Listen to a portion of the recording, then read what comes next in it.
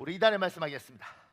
예수께서 이르시되 나는 부활이요 생명이니 예수께서 이르시되 나는 부활이요 생명이니 나는 나를 믿는 자는 죽어도 살겠고 나를 믿는 자는 죽어도 살겠고 무릇 살아서 나를 믿는 자는 영원히 죽지 아니하리니 무릇 살아서 나를 믿는 자는 영원히 죽지 아니하리니 이것을 내가 믿느냐. 이것을 내가 믿느냐. 요한복음 11장 25절에서 26절 말씀 요한복음 11장 25절에서 26절 말씀. 우리의 선포하겠습니다.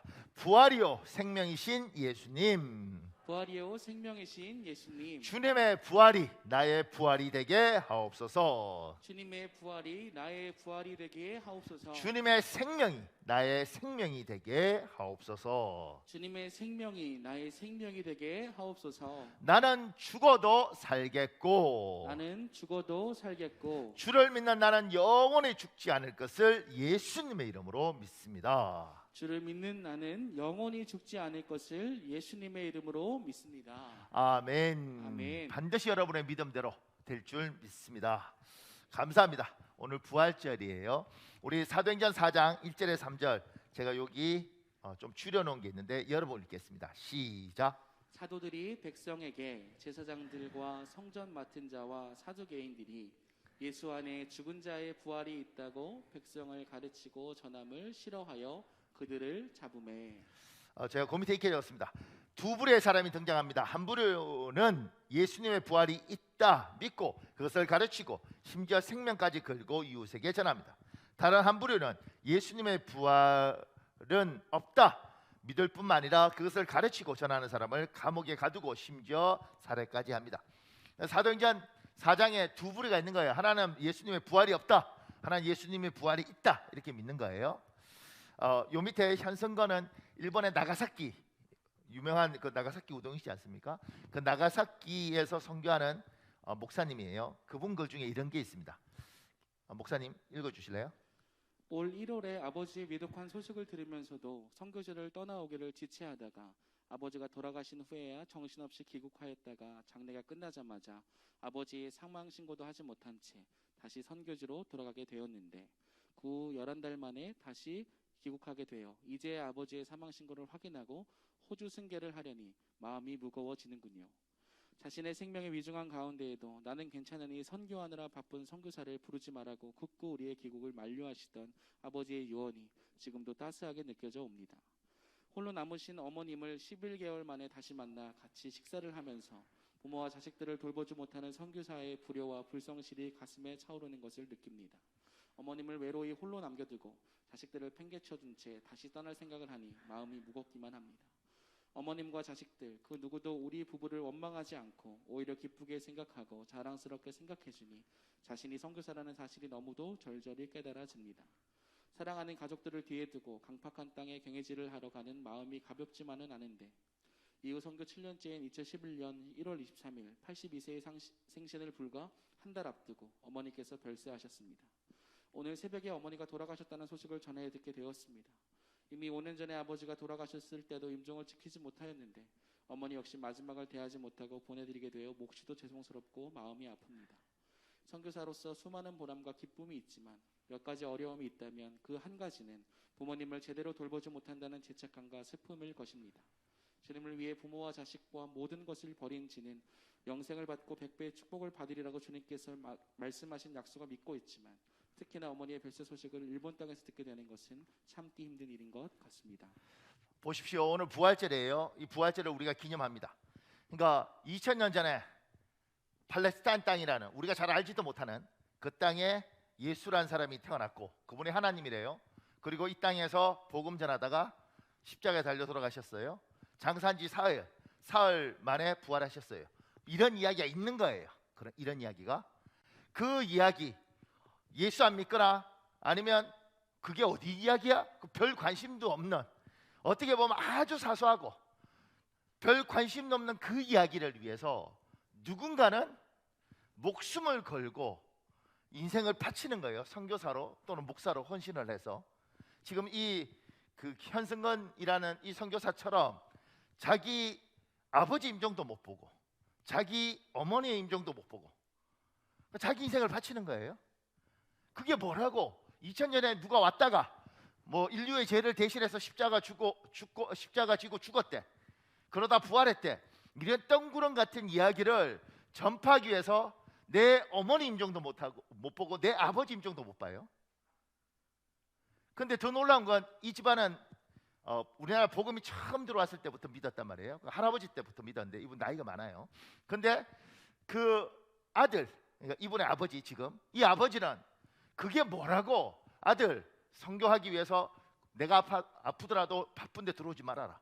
그리고 자기가 아플 때 아들이 임종을 지켜주는 것들도 마다하는 거예요.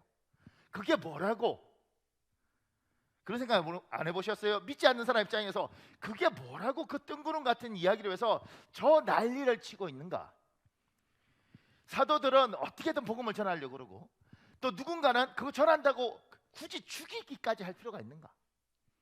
이게 2000년 전 이야기가 아니고 지금도 중국에서 복음 전한다고 선교사들 다 추방하고 쫓아내고 그렇게 지금도 하고 있단 말이에요.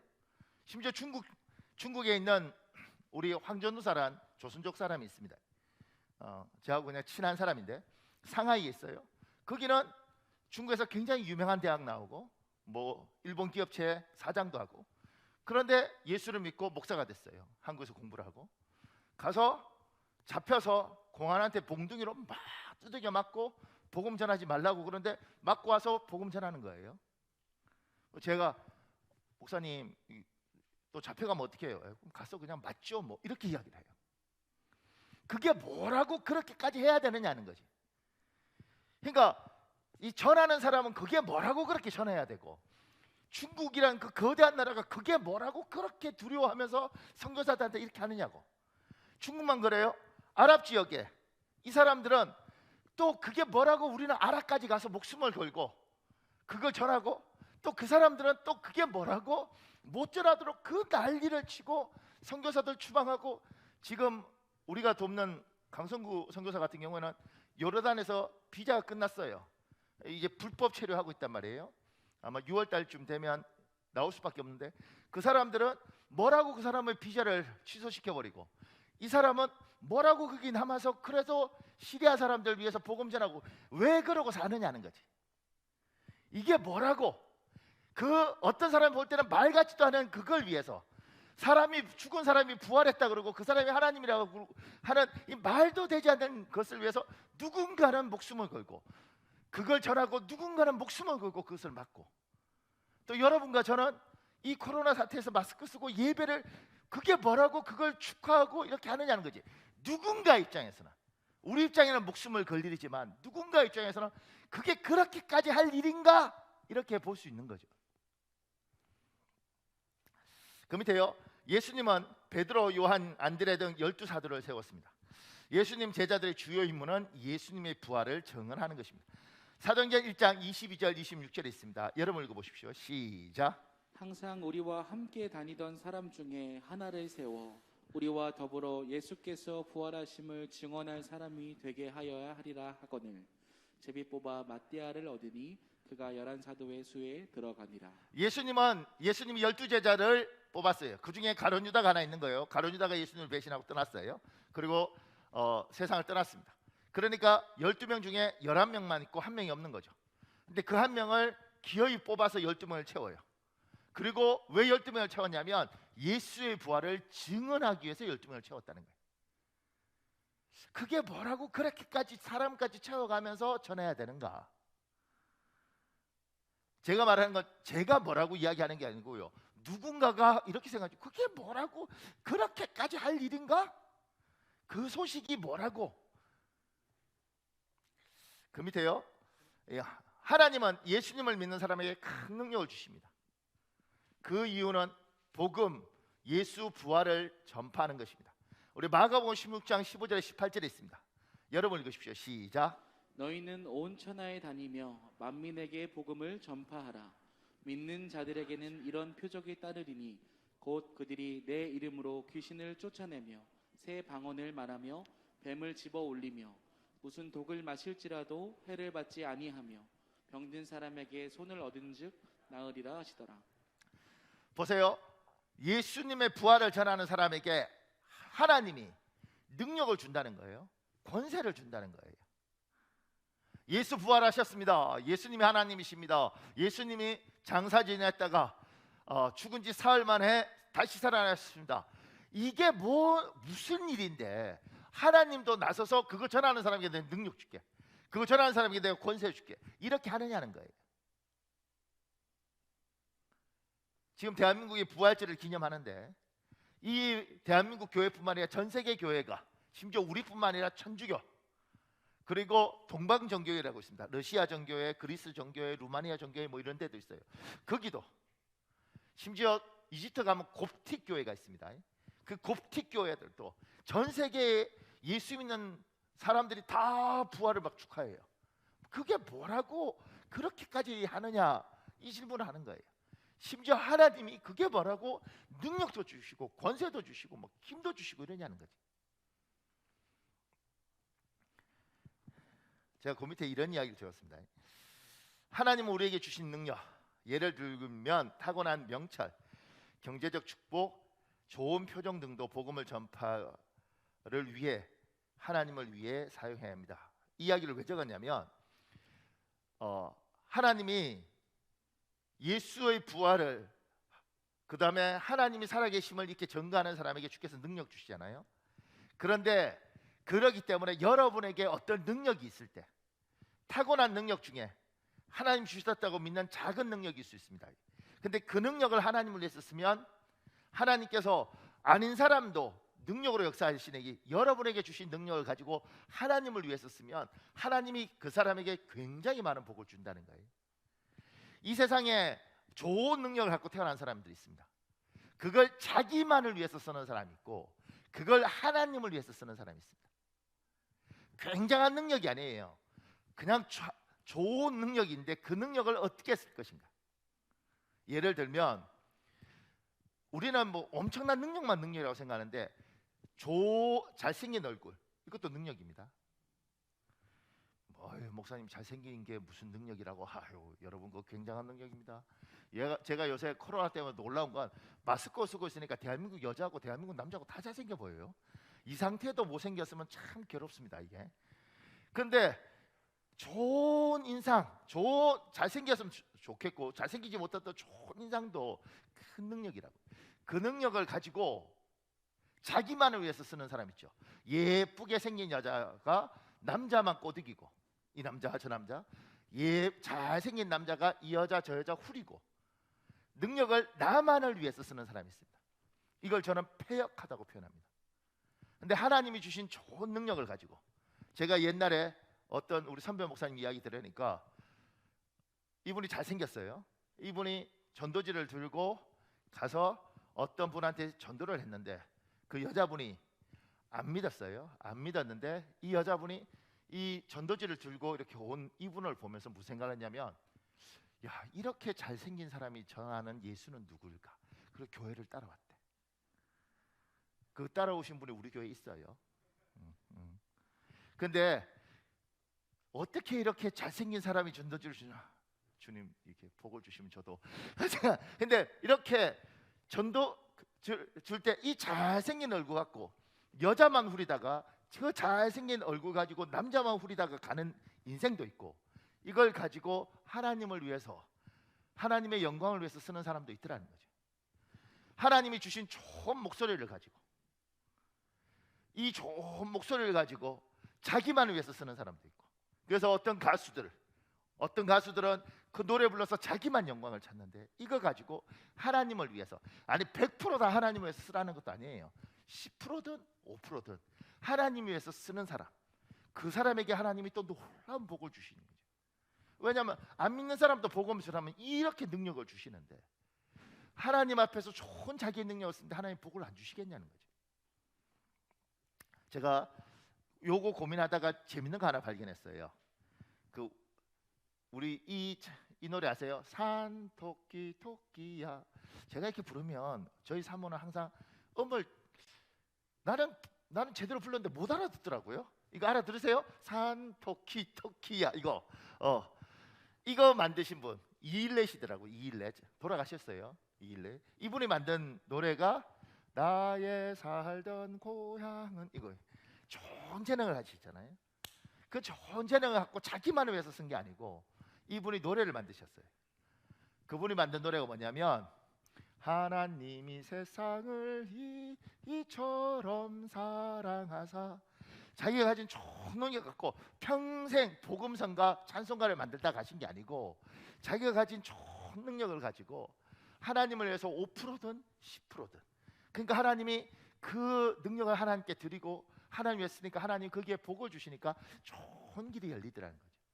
여러분에게 하나님이 좋은 능력을 주셨으면 그 능력 갖고 여러분만을 위해서 쓰지 마시고, 지금 누군가는 목숨을 걸고 자기 부모 임종도 못 보고 임종 보겠다는 아들한테 오지 말라고 하는 이 하나님을 위해서 여러분의 그 좋은 능력을 5%든 10%든 이 땅에 살면서 하나님한테 드리면 하나님이 그걸 통해서 크게, 그걸 통해서 굉장히 보탠 일을 하실 줄 믿습니다. 그렇게 꼭 사용하시길 예수님 이름으로 축복합니다. 조금 더요. 그 밑에요, 리처드 칼슨이라는 사람이 있습니다. 그 사람이 쓴 책에 우리는 사소한 것에 목숨을 건다, 번역을 엄청나게 멋있겠어요. 처럼 어떤 사람은 2000년 전에 지중해 근처 팔레스타인 땅에 태어나서 십자가에 죽은 예수 사건이, 그리고 예수 부활에 관한 이야기가 사소한 일처럼 보일 수 있습니다. 그런데 본문의 5,000명에게는 사소한 사건이 아닙니다. 지금 제가 그랬지 않습니까? 그게 뭐라고 그렇게 난리를 치느냐. 근데 누구한테는 아무 일도 아닌데 오늘 본문에 복음을 들은 5,000명, 예수를 믿겠다고 말한 이 5,000명은 이게 완전히 사소한 사건이 아니라 인생이 뒤집어지는 사건입니다. 우리 사도행전 4장 4절에 있습니다. 여러분 읽겠습니다. 시작. 말씀을 들은 사람 중에 믿는 자가 많으니 남자의 수가 약 5천이나 되었더라. 누군가에게는 예수 믿는 일이 아주 사소한 일이고 또 황당한 일이고, 야 그거 갖고 그렇게 목숨까지 거냐, 그거 갖고 그렇게 사람 죽여가면서까지 못 믿게 할 이유가 있냐, 이렇게 말을 하지만 그 복음을 받아들인 사람에게는 인생의 지각 변동이 일어나고 삶 자체가 완전히 바뀌는 것이 복음입니다. 그러니까 우리가 예수를 믿고 인생이 안 바뀐 사람들이 많은데 바뀌는 게 정상이라는 거죠. 왜냐하면 그 밑에요, 부활신앙은 사람을 근본적으로 바꿔놓습니다. 머리부터 발끝까지 생각과 행동의 기준을 변화시킵니다. 그 밑에 작은 1번에요, 부활신앙은 죽음에 대한 시각을 바꿉니다. 죽음은 우리의 마지막 모습이 아닙니다. 그런데 많은 사람은 죽음이 사람 끝인 줄 알고 삽니다. 예수 안 믿는 사람은, 부활이 없다고 생각하는 사람은, 인생이 죽으면 끝, 이 사람은 이게 끝인 줄 알고 삽니다.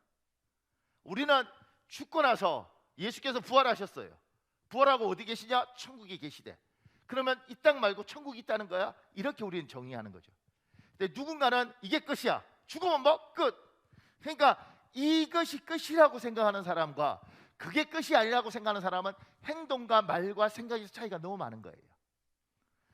세상 사람하고 우리는 사고에 큰 차이가 있습니다. 지금 그 차이가 없이 사니까 우리가 힘이 없죠. 큰 차이가 있습니다. 그 밑에요, 사람은 탄생을 기뻐하고 죽음을 슬퍼합니다. 그러나 탄생과 죽음은 동전의 양면같이 당연하고 자연스러운 것입니다. 사람은 태어날 때부터 죽음을 향해 카운트다운을 시작합니다. 그러니까 여러분과 제가 분명히 알아야 하는 것은 우리는 죽음을 슬픈 걸로만 보는데 태어난 사람은 모두가 죽도록 되어 있습니다. 그러니까 탄생과 죽음은 똑같은 거예요. 태어나면 죽습니다. 태어난 순간 이 아이는 죽음을 향해서 가는 겁니다. 이게 인생인 거죠. 영원히 살 수 없습니다. 죽음을 향해서 갑니다. 자연스러운 거예요, 죽음은. 그 밑에요, 믿음이 없는 사람에게 죽음은 절망이고 끝이고 허무입니다. 죽음 이유가 없습니다. 그래서 어떤 사람은 이 세상을, 이 순간을 너무 악착같이 삽니다. 어떤 사람은 이 세상을, 이 순간을 너무 허무하게 삽니다. 모두가 죽음 앞에 무릎을 꿇은 사람의 모습입니다. 하나님이 없는 사람, 부활이 없는 사람들은 어떻게 생각하냐면 죽음은 끝이야. 그러니까 한번 태어나서 살면 이게 끝이니까 이 끝날 때까지 내가 이거 한번 태어나서 이게 끝인데 그러면 내가 어떻게 살지? 그래서 악착같이 사는 사람이 있습니다. 남들 먹는 거 다 먹어봐야 되고 남들 가는데 다 가봐야 됩니다. 악착같이 사는 거예요. 또 누군가는 이렇게 사는 겁니다. 아, 죽으면 끝인데 뭐 공부하고 이렇게 해서 뭐 하겠어. 에이, 그냥 죽으면 끝인데. 이렇게 해서 허무하게 사는 사람이 있습니다. 그냥 하루하루 빨리 끝나고 그냥 확 죽어버리면 되겠다, 이렇게 사는 사람. 그러니까 이게 끝이니까 두 가지가 나타나는 거지. 악착같이 사는 사람하고 어차피 다 끝이야, 이렇게 사는 사람. 밑에 제가 영화 아저씨 아십니까? 제가 이렇게 아저씨 아십니까? 이렇게 물으면 참 놀라운 건 뭐냐면, 여러분은 거룩해서 성경만 보고 기도만 하고 이러고, 나는 안 거룩해서 맨날 텔레비 보고 책 보고 이러는 것 같아요. 영화 아저씨 있습니다. 근데 그게 이런 데서 나옵니다. 니들은 내일만 보고 살지. 내일만 보고 사는 놈은 오늘만 사는 놈한테 죽는다. 난 오늘만 산다. 그게 얼마나 뭐 같은 건지 내가 보여줄게. 제가 이거 한 10번 듣고 타이프 쳤어요. 근데 이게 유명한 대사예요. 그잖아요. 또 원빈 오빠가 이렇게 하니까 또 멋있더라고요. 내가 이거 똑같이 한번 따라 하려고 어제 밤에 해봤는데 안 되더라고요. 근데 지금 여기 오늘만 산다, 뭐 여기까지만 읽는 경우인데 그 뒤가 있는 거예요. 오늘만 산다, 이게 얼마나 뭐 같은 것인지. 오늘만 사는 사람은요, 악착같이 사는 거예요. 그래서 유명한 동태탕집이 있어요. 그러면 내가 오늘만 살기 때문에, 이 땅이 끝이기 때문에 반드시 가서 2시간 가서 줄 서서 1시간 줄 서서 기어이 먹어보고 좋다 나쁘다 평가를 해야 돼요. 왜냐하면 이 땅에서 안 먹고 가는 게 너무 억울해. 그래서 남들이 여행 가서 이집트의 피라미드 좋다 그러고 파리 에펠탑이 좋다 그러면 기어이 가서 내 눈으로 만져보고 내가 올라가 보고, 올라가면 꼭대기까지 올라가 보고 내가 봤다고 이야기해요. 왜냐하면 죽으면 끝이니까. 죽기 전에 이 세상에 볼 거 안 볼 거 다 보고 싶고 할 거 안 할 거 다 해보고 싶어요. 악착같이 삽니다. 양보 못하죠. 한 번밖에 없는 인생. 억울하지. 다 누려야 돼요. 이게 지금 점점 하나님이 없고 천국도 없고 지옥도 없는 이 사람들은 점점 더 그렇게 악착같이 살 겁니다. 양보 안 해요. 너무 억울하지. 내가 왜 양보해야 돼? 한 번밖에 못 사는 생이 어떻게든 내가 먹어야지. 어떻게든 내가 누려야지. 이게 이 땅에 사는 사람들, 하늘 부활이 없고 오늘만 사는 사람들이 가진 특징이에요. 심지어 그렇게 돈 많은 사람들도 그냥 마약하고 이러면서 너무 허망하니까 인생이. 야, 이러다가 어차피 100년이면 죽는 거야? 그럼 뭐 이렇게 죽든 저렇게 죽든 그냥 죽으면 되지 뭐, 이렇게 가는 거예요. 우리하고 달라요. 우리가 가지고 있는 사고하고 그들이 가지고 있는 사고하고 달라요. 그 밑에요. 예수님의 부활은 죽음이 사람의 끝이 아니라고 말합니다. 죽음은 끝이 아니라 영원한 삶으로 가는 과정입니다. 죽음 이후 지금의 일시적인 세계를 넘어 영원한 다른 세계가 있습니다. 우리 고린도전서 15장 19절에서 20절에 있습니다. 여러분 읽으십시오. 시작. 만일 그리스도 안에서 우리가 바라는 것이 다만 이 세상의 삶뿐이면 모든 사람 가운데 우리가 더욱 불쌍한 자이리라. 그러나 이제 그리스도께서 죽은 자 가운데서 다시 살아나사 잠자는 자들의 첫 열매가 되셨도다.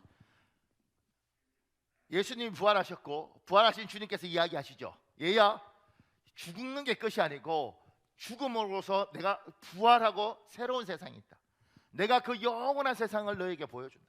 세상 사람들 다 죽으면 끝이라지만 너희들 다 살아서 나처럼 천국을 경험하게 된다. 그러면서 이렇게 말씀하시는 거잖아요. 지금 오늘 고린도전서처럼 이 세상만 있으면 너희 진짜 억울하다. 이렇게 비 오는 날 예배당 와야 되고 헌금해야 되고 부활절이라고 막 이렇게 해야 되고 인생 피곤하죠. 왜 이렇게 하느냐? 이 세상만이 있는 게 아니라 딴 세상이 있는 거예요. 주님이 그걸 이야기하는 거죠. 이게 끝이 아니다. 딴 세상도 그냥 딴 세상이 아니라 딴 세상은 두 종류가 있잖아요. 하나는 천국도 있고 지옥도 있는 겁니다. 제가 지난주에 서서평 선교사 이야기했잖아요. 그 이야기 책에 있는 거 제가 가져왔는데 목사님 읽어줄래요? 1934년 2월 17일이라 회복될 가망이 없다는 의사들의 의견 일치를 본 것도 이미 오래전이었고 측근자들도 이제 회생 가능성이 없음을 알고 그 시간만을 기다리고 있을 수밖에 없었다. 그런데 오후 4시쯤이나 되었을까 별다른 조짐도 없이 서평은 눈을 감은 채 호흡을 멈추었다. 간병하던 박해라는 너무도 뜻밖의 혼자서 당한 일이라 덜컥 겁부터 났다. 병원이나 학교에 알리려고 보니 보낼 사람이 없고 그렇다고 시신 혼자만 놓아두고 나갈 수도 없었다. 당황하여 옆방으로 갔다 부엌으로 갔다 현관을 들락날락 몇 번을 하다가 호랑이에 물려가도 정신을 차려야 한다 했으니 정신을 가다듬어야겠다 싶어서 다시 시신 옆으로 돌아갔다. 그런데 죽은 줄 알았던 서명이 눈을 멀뚱멀뚱 뜨고 고개를 움직여 방 안을 이리저리 둘러보면서 박해라에게 손짓을 하는 것이 아닌가. 박해라는 또 한 번 놀랐다. 교장 선생님, 어떻게 된 일이세요? 묻자 서평은 다음과 같이 얘기를 하는 것이었다. 꿈에서 서평이 천국에 들어가려 하는데 몸은 건장하고 턱수염이 덥수룩한 수문장의 근엄하게 문 앞에 서서 못 들어가게 막는 것이었다. 왜 못 들어가게 해요? 물으니까 당신은 안 돼요 라고 대답한다. 나는 천국에 들어갈 가격인 신앙을 가졌어요. 하나님 말씀대로 그리고 예수님께 시범을 보여주신 대로 실천해온 사람이에요. 당신이 누구기에 못 들어가게 하는 겁니까? 나는 베드로요. 당신은 못 들어간다니까? 사람 잘못 본 것 아니에요? 잘못 보긴 왜 잘못 봐? 당신은 한국에서 온 서평 아니요? 맞아요. 그런데 왜 못 들어간단 말이에요? 당신의 그 성급한 성질을 고치고 오지 않으면 못 들어간단 말이요. 그래서 알겠어요 대답하고는 수문장 베드로와 12진주로 찬란하게 단장된 천국문만 잠깐 돌아보고 되돌아왔다는 것이다. 그러면서 서평은 온유한 자가 복이 있나니 천국이 저희 것이며 라고 했는데 성질 사나운 자신이 감히 천국에 들어갈 수 있겠느냐면서 탄식하는 것이었다. 하나님, 저는 성질이 급하여 많은 형제자매들의 마음을 상하게 했습니다. 나만 잘 믿는 줄 알고 자만심이 강하여 하나님의 자녀를 함부로 정죄했습니다. 간호사로 있으면서 인내심이 없다고 책망하여 환자의 마음을 아프게 한 일도 있습니다. 아버지, 긍휼을 베풀어 주소서. 하나님 나라에 들어가는 데 지장 없도록 주님의 피로 이 죄인의 모든 죄를 사하여 주시옵소서. 이것이 고통을 통해서 서평이 얻은 깨달음이요 회개였다. 서평은 수척한 몸을 잠깐 움직이는 듯 하다가 들릴락 말락한 낮은 목소리로 3시경에 천사들이 올 것입니다. 찬송을 불러주세요. 시름에 젖혀있는 이들은 그 자리에서 일어나 찬송을 부르기 시작했다. 나는 하나님의 부르심을 받아 갑니다. 서평은 그 자리에 있는 사람들 한 사람 한 사람의 얼굴을 유심히 바라보았다. 시선이 골고루 마주쳤다. 이제는 아무것도 할 말이 없습니다. 먼저 가니 하늘나라에서 다시 만납시다 하고는 오른팔을 번쩍 치켜들고 할렐루야를 외치고 힘차게 외치는 것이었다. 그리고 손을 다시 배 위에 내려놓고 반가운 사람을 만난 듯 활짝 웃었다. 그 웃는 모습 그대로 숨을 거두었다. 이거를 쓴 백춘성은 이 서평 선교사를 잘 알고 그리고 있었던 그 자료를 다 모아서 이 글을 썼어요. 그러면서 우리가 왜 천국에 대한 이야기를 하느냐면 우리 이 세상을 떠나는 마지막 모습들 속에서 이 천국의 모습들을 끊임없이 우리의 신앙의 선배들이 보여줬습니다. 조작하고 만든 것이 아니라 죽음 앞에서 할렐루야를 외치고 가고 천사들이 온다고 이야기하고 그 실제로 그렇게 가는 거예요. 이것도 이분이 이야기한 거죠. 천국에 갔는데 베드로가 돌아가라 그래서 다시 왔다. 그리고 내가 회개한다. 그래서 이 사람이 이제 굉장히 귀한 분이지만 사람은 자기 성격이 있잖아요. 그러니까 그 성격대로 했던 사람들을 만나서 다 회개하십니다. 그 사람들이 찾아와 있고 아프시니까 미안하다고 내가 화냈다고 잘못했다고 다 회개하고 그리고 천국 가요. 그러니까 이게 예수 믿으면 무조건 천국 간다 우리가 이렇게 가르치잖아요. 천국 가죠. 이렇게 회개하고. 그러니까 근데 그것만 듣는 게 아니라 성질이 안 좋으면 갔다가 내려올 수 있구나 이게 왔으면 좋겠어요. 그러니까 신랑들한테 성질 안 좋은 신랑한테 이렇게 보여주면서 여보 이거 참 은혜가 되더라 이렇게 읽으면 갔다가 너 내려올 수 있다 뭐 이런 거. 그러니까 예수 믿으면 무조건 천국 간다고 이야기하죠. 천국 갑니다. 하나님 회개시켜서. 그리고 수없이 많은 사람이 천국이 있는지 없는지를 확인한 거예요. 또 돌아가시는 모습을 보면서 확인한 거예요. 그러면서 이야기하는 거죠. 이 세상 말고 다른 세상이 있구나. 죽음이 끝이 아니고 부활하신 예수께서 부활에 관해서 우리에게 설명하시는구나. 우리는 저들하고 다르다. 저들은 오늘만 살고 이 땅만 살고 악착같이 살고, 근데 우리는 그렇게 사는 것이 아니라 저기를 바라보고 살고 여기만 사는 것이 아니라 저기를 생각하고 사는구나. 우리하고 저들하고는 다르다. 여러분하고 세상 사람하고 다릅니다. 그 밑에요. 작은 산문이에요. 우리의 마지막 모습은 부활입니다. 영원한 세상에 대한 가치를 두고 우리는 오늘을 삽니다. 그래서 그 밑에요. 가장 사랑하는 사람에게 예수의 부활을 어떻게 선물할지 고민합니다. 예수 믿는 사람은 천국이 있다고 믿기 때문에 가장 사랑하는 사람에게 뭘 줘야 되느냐면 가장 좋은 걸 주잖아요. 그래서 천국을, 예수의 부활을 전하는 겁니다. 그러니까 여러분이 여러분의 남편을 가장 사랑하는 것, 여러분이 여러분의 아내를 가장 사랑하고 여러분의 아이를 가장 사랑하는 것은 예수의 부활을 전해주고 예수를 전해주는 겁니다. 영원히 사는 것에 대한 설명을 해주는 겁니다. 반대로 여러분이 여러분의 남편을, 여러분의 아내를 가장 고통스럽게 하는 건 교회 다니게 했던 남편한테 이렇게 해야죠. 여보, 굳이 교회를 왜 다녀? 그냥 안 믿고 당신 술 드시고 살고 싶은 대로 사시다가 가세요. 이렇게 가는 거죠. 여러분의 아내가 교회를 오겠다 그러면 뭘 교회를 다니고 그러세요. 그냥 다니지 마시고 술 드시고 사시고 싶은 대로 사시다고. 내가 가장 사랑하는 사람에게 가장 소중한 걸 전하는 겁니다. 그게 뭐냐면 이게 끝이 아니래. 저기가 있대. 나는 당신을 사랑하고 사랑하는 당신하고 저기서 같이 살고 싶다. 같이 보고 싶다. 여러분의 아버지한테도 그런 거잖아. 아버지, 저기서 나는 아버지 보고 싶다. 어머니, 난 저기서 어머니 보고 싶다. 그 밑에요. 천국에서 다시 만날 사람끼리는 척치지 않습니다. 척이 뭔지 아십니까? 옛날에 재판장에서 원고 피고할 때, 조선시대 때 원고 피고할 때 피고가 척이라나요. 원고하고 피고하고 전쟁이죠. 이렇게. 그것처럼 예수 믿는 사람들끼리, 천국에서 만날 사람들끼리는 척치지 마십시오. 그러니까 잘 지내십시오. 특히 부부끼리 예수 같이 믿으면 천국에서 척치지 마시고, 이 땅에 척치지 마시고 천국 가서 만나야 되니까 같이 만날 사람끼리, 영원히 같이 살 사람끼리 원수 지지 말고 마음 아프게 하지 말고 할 수 있으면 선대하시고. 왜냐하면 영원히 같이 봐야 되지 않겠습니까? 마지막으로 작은 사본이에요. 부활신앙을 가진 사람은 어떤 일을 당해도 어떤 상황을 만나도 결코 낙심하지도 낭망하지도 않습니다. 부활절이 굉장히 중요한 건 낙심하지 않고 낭망하지 않는 거예요. 보세요. 부활하신 예수님은 천국 하나님 보좌 우편에 앉아 계십니다. 우리 히브리서 12장 2절 있습니다. 여러분 읽으십시오. 시작. 믿음의 주요 또 온전하게 하시는 이인 예수를 바라보자. 그는 그 앞에 있는 기쁨을 위하여 십자가를 참으사 부끄러움을 개의치 아니하시더니 하나님 보좌 우편에 앉으셨느니라. 보세요. 2000년 전에 예수께서 이 땅에 오셨습니다. 그리고 복음을 전하시고 십자가에 달려 돌아가셨습니다. 죽으신 지 3일 만에 부활하셨습니다. 부활하신 주님께서 어디에 계시냐? 이렇게 이야기할 때 주님이 하나님 보좌 우편에 있습니다. 우리가 하나님이 계신 곳을 천국이라고 이야기하고 그 보좌 우편에 성부 하나님이 계시고 성자 하나님이 계신 거예요. 그 주님이 거기에 가 계시면서 그게 그냥 있는 게 아니라 그 보좌 우편에 앉아 계시죠. 너희들도 이 세상을 떠나고 나면 언젠가 내 옆에 이렇게 온다, 이렇게 이야기하시는 거예요. 근데 앉아만 계신 게 아니에요. 그 밑에요. 부활하신 예수님은 때로 하나님 보좌 우편에 앉아 계시지 않고 우리를 응원하시기 위하여 서 계십니다.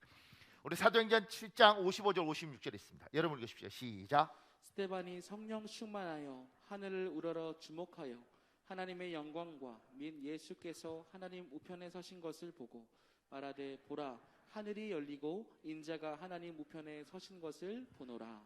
앉아 계신 예수께서 때로는 일어서십니다. 오늘은 스데반이 돌에 맞아 죽어갈 때 주여 저들의 죄들을 저들에게 돌리지 마십시오 이럴 때 많은 사람은 하나님 살아계시면 저거 왜 안 구해주셔? 이럴 때 하나님은 보좌에서 앉아 계신 이에게 쓰시고 흥분하신 거죠. 흥분하시면서 응원합니다. 얘야, 이 땅이 것이 아니고 이 하늘 또 있는데 네가 지금 돌에 맞아 죽는 모습이 너무 마음이 아프다. 그런데 마지막까지 용서하면서 그렇게 예쁘게 해라. 그리고 주님이 응원하고 계십니다. 때로는 하나님께서 여러분에게 주님 왜 안 도와주십니까? 하나님 안 도와주실 때도 있습니다. 그렇지만 분명히 저분이 일어서서 응원하시는 거예요. 그래 얘야, 네가 지금까지 잘해왔는데 조금만 더 참았으면 좋겠다. 얘야, 지금까지 네가 인내했는데 그렇게 인내했으면 좋겠다. 응원하시는 하나님이 계십니다. 우리 눈에 스데반은 보죠. 우리는 못 보지만 때로 하나님께서 보좌 우편에서 우리를 응원하십니다. 또 하나가 있는데 부활하신 예수님은 우리를 돕기 위하여 일하십니다. 마태복음 28장 18절에서 20절 있습니다. 18절 20절 있습니다. 여러분 읽으십시오. 시작. 예수께서 나와 말씀하여 이르시되 하늘과 땅의 모든 권세를 내게 주셨으니 볼지어다 내가 세상 끝날까지 너희와 항상 함께 있으리라 하시니라. 하나님이 예수님이 보좌 우편에 앉아 계시기도 하고 때로는 서 계시기도 하죠. 그렇지만 하나님이 무기력하게 그렇게 계속 계신 것이 아니라 때로는 하늘과 땅의 모든 권세를 계신 주께서 때로는 이 땅에 오셔서 우리와 함께 하시고 우리와 동행하시고 우리를 지켜주시기도 합니다. 왜 예수 믿는 사람들, 부활을 믿는 사람들이 희망과 소망을 선포하느냐면 그 희망과 소망을 선포할 때 이 세상 그러잖아요. 잘 될 거야. 왜냐하면 그렇게 말해야 이 사람이 기분이 좋습니다. 그래서 좋은 말을 해주죠. 아유 뭐 어떻게 수술 어떻게 될 거예요? 잘 될 거예요. 아들 어떻게 될 거예요? 아유 잘 될 거예요. 왜? 잘 돼야죠. 립 서비스입니다. 근거가 있는 게 아니고 듣기 좋은 말을 하는 겁니다. 근데 우리는 왜 희망을 선포하느냐면 듣기 좋은 말을 해주는 게 아니에요. 지금 내 아들을 봤어요. 내 아들을 보니 상황이 안 보여. 왜냐하면 알아. 얘의 연약함이 얘가 약한 게 아니라 얘 아버지인 내가 약했고 내가 약한 것은 내 아버지의 연약함이에요. 할아버지 닮아서 얘를 보니까 하는 모습이 아버지 닮고 할아버지 닮았고 보니 옛날 우리 할아버지 닮은 모습을 시아버지 닮은 모습을 보니 얘는 희망이 없어.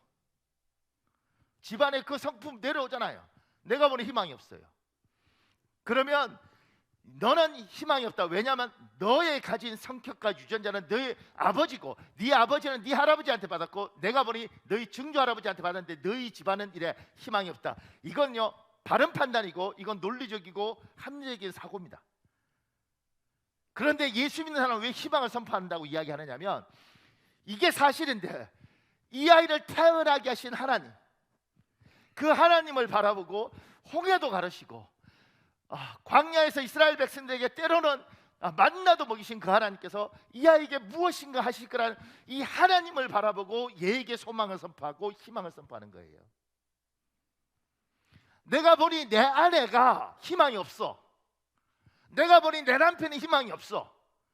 왜냐하면 시아버지를 보니 그렇고 친정엄마를 보니 그러니까 아무리 봐도 희망이 없어. 이건 객관적인 사실인 거죠.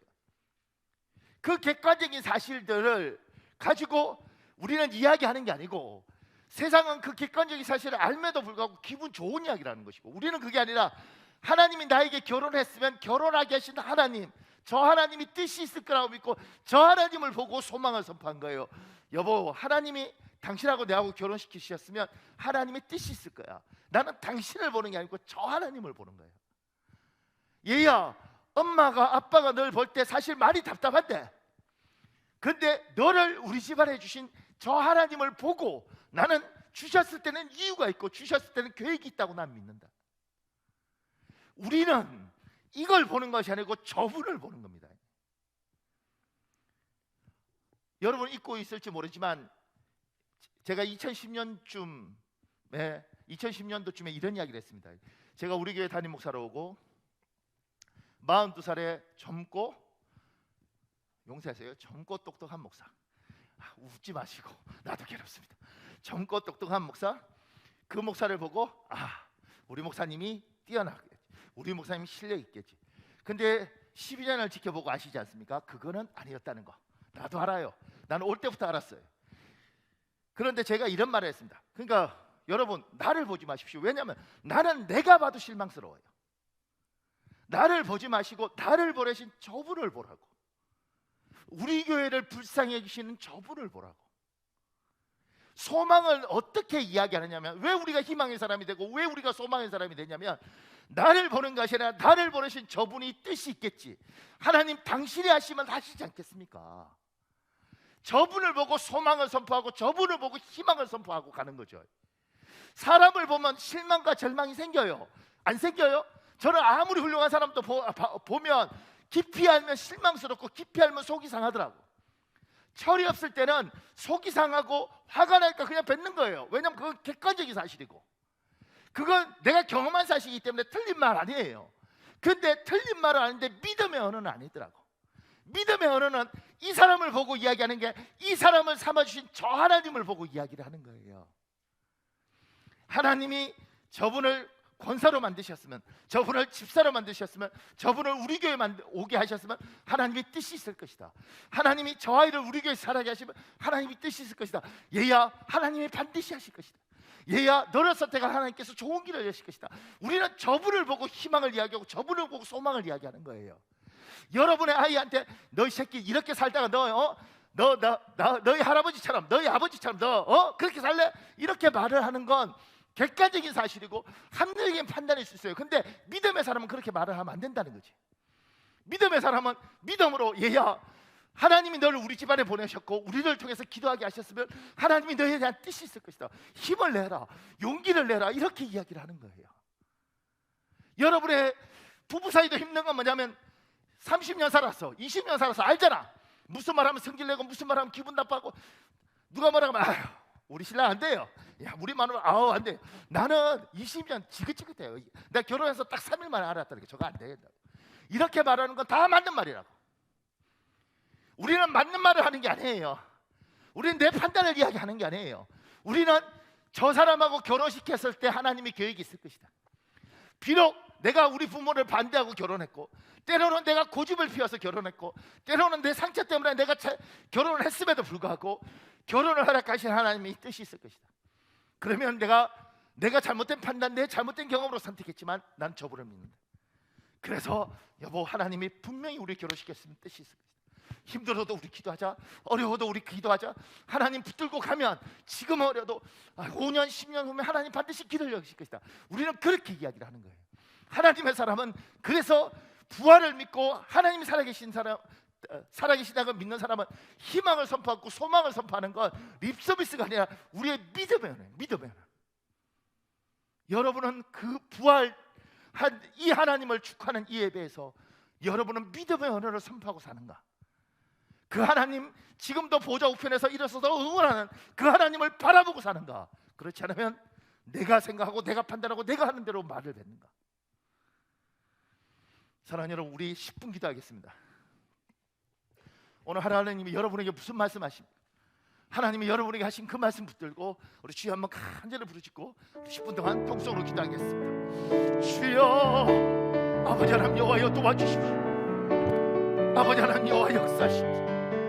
하나님,